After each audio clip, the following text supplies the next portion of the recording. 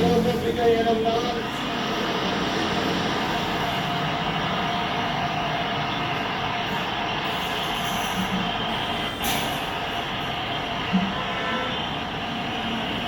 சட்டப்படி அமைக்கப்பெற்ற இந்திய அரசியல் அமைப்பின்பால் உண்மையான நம்பிக்கையும் பாராட்டலும் கொண்டிருப்பேன் என்றும் இந்திய நாட்டின் ஒப்பில்லாத முழு முதல் ஆட்சியையும் உரிமையையும் நிலை நிறுத்துவேன் என்றும் தமிழ்நாட்டு அரசின் முதலமைச்சராக உண்மையாகவும் உளச்சான்றின் படியும் என் கடமைகளை நிறைவேற்றுவேன் என்றும் அரசியல் அமைப்பிற்கும் சட்டத்திற்கும் இணங்க அச்சமும் உண்மை சார்பும் இன்றி